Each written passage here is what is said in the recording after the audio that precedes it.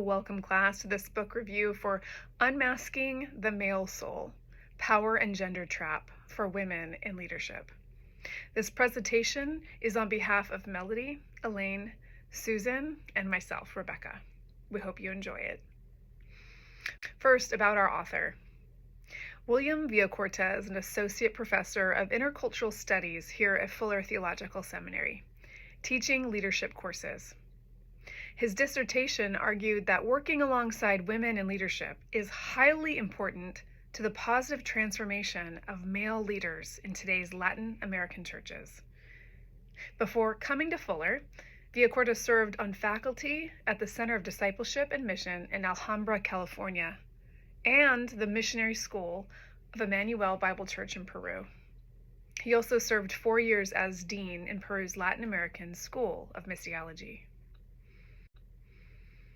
The book, again, is for a review on Unmasking the Male Soul, Power and Gender Trap for Women in Leadership.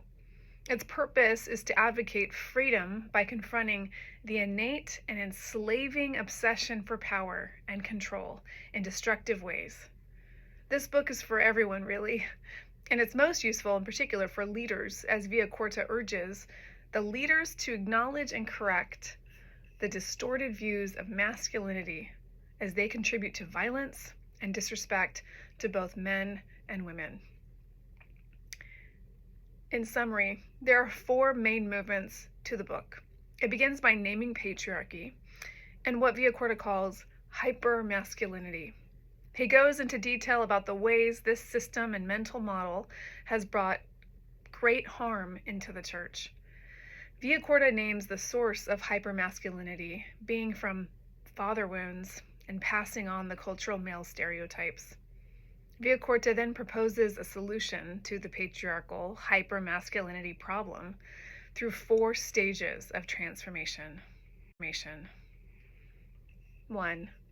Unmasking. Identifying and internalizing critical circumstances in life. 2. Identification. Recognizing the public and private issues in relationships and roles. 3. Malleability. Managing and adapting new patterns of behavior, attitudes, and interactions. 4.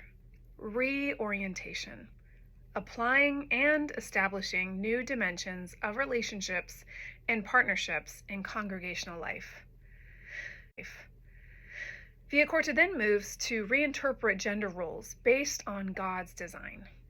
He emphasizes using scripture to highlight the importance of women's roles in partnership with men in leadership roles. He highlights Mary Magdalene and the other women who encountered Jesus after his resurrection as a way to both see how valuable they are, to see them the way Jesus saw them, and also as a way for us to consider inviting women into leadership roles in the church. Leadership roles at every level. Finally, Villacorta concludes the book by using Jesus as the model for undoing toxic masculinity and modeling good relationships between men and women. Good, healthy, and thriving relationships.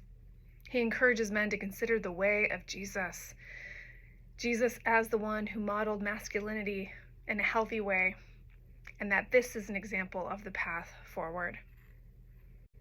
In conclusion, regarding its usefulness and charge and application, Villacorta's Unmasking the Male Soul is deeply insightful, thought-provoking, and encouraging.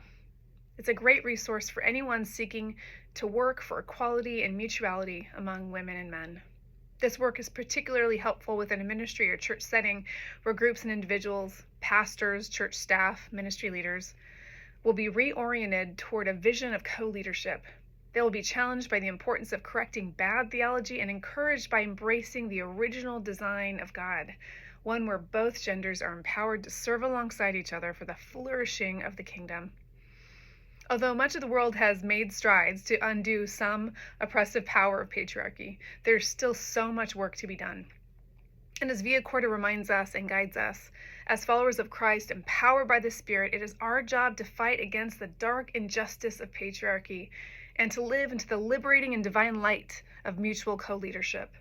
Today, may we all carry the torch of this truth with unwavering faith and hope.